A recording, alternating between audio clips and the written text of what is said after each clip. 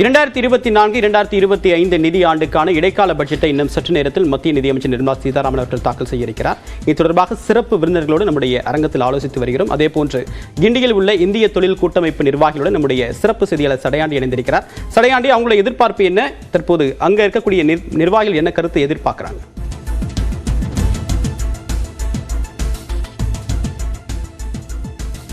நன்றி தேவப்பிரியன். இந்திய தொழில்துறை கூட்டமைப்பு ஏற்பாடு செய்யப்பட்டிருக்கக்கூடிய இந்த இடைக்கால பட்ஜெட் கலந்துரையாடலுக்கு வருகை தந்திருக்கக்கூடிய சிஃபி நிறுவனத்தின் சீனியர் வைஸ் பிரசிடென்ட் திரு கணேஷ் சங்கரராமன் அவர்கள் நம்மோடு இணைந்திருக்கிறார். அவரிடம் இந்த பட்ஜெட் மீதான எதிர்பார்ப்புகள் என்ன, கடந்த பட்ஜெட்டில் என்னென்ன மாதிரியான இம்ப்ளிமெண்டேஷன்லாம் இருந்துச்சு அப்படின்றத நம்ம அவங்கள்ட்ட கேட்டறியலாம். சார் வணக்கம். மிகப்பெரிய எதிர்பார்ப்பை ஏற்படுத்தியிருக்கக்கூடிய இந்த இடைக்கால பட்ஜெட் இன்னும் சிறிது நேரத்தில் தாக்கல் செய்யப்பட இருக்கு. டெக்னாலஜி துறையில் உங்களுடைய எதிர்பார்ப்புகள் என்ன? இந்த நிதி அறிக்கை இன்னும் சில மணித்துளிகளில் வெளியிடப் போகிறார் எஃப்எம் நிர்மலா சீதாராமன் அவர்கள். இது தேர்தலுக்கு முந்தின பட்ஜெட்டாக இருப்பதால், இது இடைக்கால பட்ஜெட்டாக இருப்பதால் கவர்ச்சிகரமான திட்டங்களோ அறிவிப்புகளோ இருக்கிறதுக்கான வாய்ப்பு ரொம்ப கம்மி என்பதே என்னுடைய வியூகம். பிளஸ் ஏற்கனவே உள்ள policies, ease of doing business, MSME related support, அதெல்லாம் இன்க்ரீஸ் ஆகுங்கிறது தான் என்னோட கணிப்பு. இதில் ஏஐ தொழில்நுட்பங்கிறது டிஃப்ரெண்டான கான்செப்ட், அதுக்கும் பட்ஜெட்டுக்கும் டைரக்டாக கனெக்ஷன் இல்லை. பட் என்னன்னா, இன்வெஸ்ட்மெண்ட் ஃப்ரம் த கவர்மெண்ட் அது இப்போவே வந்தாகணும்.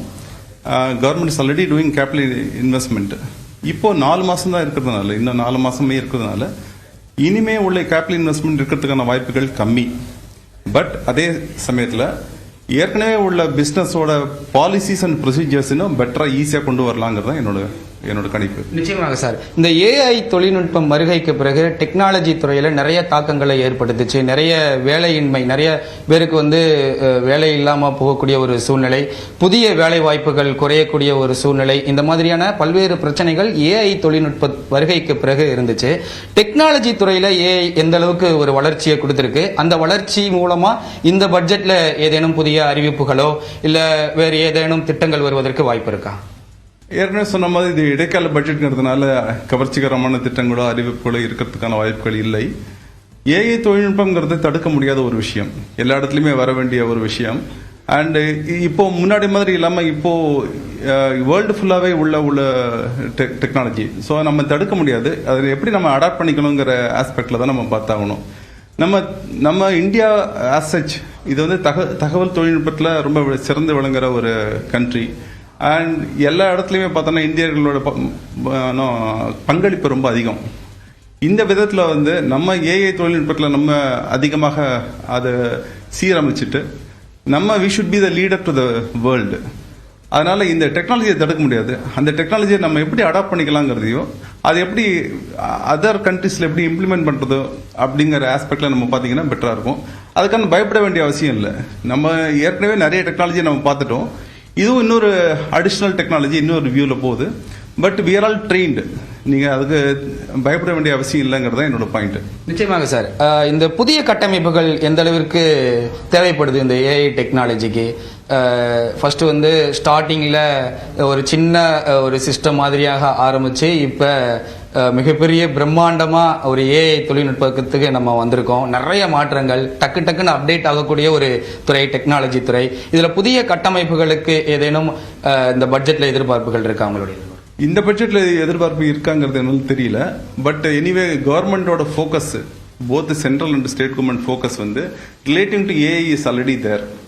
இப்போயே பார்த்தோன்னா ஜிஎஸ்டி ரிலேட்டட் இம்ப்ளிமெண்டேஷன்லையும் சரி, MCA website, income tax website எல்லாமே ஏஐ தொழில்நுட்பத்தில் இம்ப்ரூவ் ஆகிட்டு இருக்கு. இதனால் அடுத்த 5 வருஷத்தில் நம்ம will be in a different domain altogether, different level altogether. அதான் என்னோட வியூ. அண்ட் இப்போவே பார்த்தீங்கன்னா ஏஐ தொழில்நுட்பத்தில் நார்மல் ஆக்டிவிட்டியே இன்க்ரீஸ் ஆகிட்டு வருது. அதனால it is going to be there. அந்த கவர்மெண்ட் அதுக்காக பண்ண வேண்டிய அவசியம் இல்லை. ஈஸ் ஆஃப் டூயிங் பிஸ்னஸ்ல பார்ட் ஆஃப் ஏஐ கொண்டு வந்தா பெட்டரா இருக்கும். நிச்சயமாக சார். சாஃப்ட்வேர் டெக்னாலஜி, இந்த தகவல் தொழில்நுட்பத்தில் வேலை செய்யக்கூடிய பணியாளர்கள் எல்லாமே இப்போ வீட்டில இருந்தே ஒர்க் பண்ணக்கூடிய ஒரு நிலைமை தான். ஒர்க் ஃப்ரம் ஹோம் தான் இந்த கொரோனா காலத்திற்கு பிறகு பழகிட்டாங்க எல்லா பேருமே. நிறைய துறைகளிலும் நிறைய கம்பெனிஸும் ஒர்க் ஃப்ரம் ஹோம் தான் விரும்புகிறாங்க. இந்த பட்ஜெட்டில் இந்த ஒர்க் ஃப்ரம் ஹோம் ரிலேட்டடாக ஒர்க் பண்றதுக்கு என்ன மாதிரியான எதிர்பார்ப்புகள் உங்களுக்கு இருக்கு?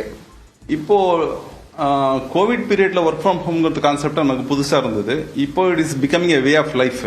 எல்லாருமே இதை பண்ண ஆரம்பிச்சிட்டாங்க. முன்னாடி வந்து ஒன்லி தகவல் தொழில்நுட்பம் மட்டும்தான் இருந்தது. இப்போ மார்க்கெட்டிங் டிபார்ட்மெண்ட் எல்லா கம்பெனிலையும் அதை பண்ண ஆரம்பிச்சிட்டாங்க. பட் மேபி த பாலிசி மாதிரி ஒன்றும் இல்லை இப்போ. Government both central and state government can work together to create a policy for work from home related aspects. Because ஒரு சமயத்தில் அது பெட்டர் மாதிரி இருக்கு. பிகாஸ் இல்லத்தரசிகள் வந்து வீட்டிலேருந்தே வேலை செய்யலாம், டிராஃபிக் கம்மியாகும், பொல்யூஷன் கம்மியாகும், number of officers can come down. But அதில் ஒரு சைடில் பார்த்தா இன்னொரு சைடு மன சோர்வு, மன அழுத்தம்ங்கிற ஆஸ்பெக்ட்லாம் இருக்கு. ஏன்னா மனுஷன் வந்து டைரக்டாக மீட் பண்ணாலும் பெட்டராக இருக்குங்கிற ஆஸ்பெக்டில். அதனால இது வந்து இதை மாற்ற முடியாது, ஒர்க் ஃப்ரம் ஹோமும் மாற்ற முடியாது. பட் எந்த அளவுக்கு வந்து மன வளர்ச்சி, மன சோர்வு இல்லாமல் பண்ணுறதுங்கிற ஆஸ்பெக்டில் ஏதாவது ஒரு கிரியேஷன் பண்ணான்னா பெட்டராக இருக்கும்.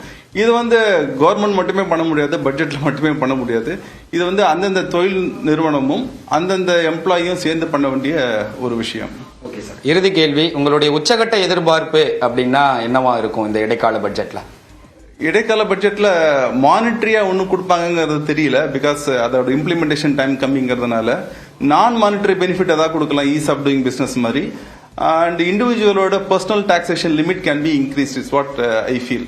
ஏன்னா இது வந்து இந்த information has to go to the public to large extend.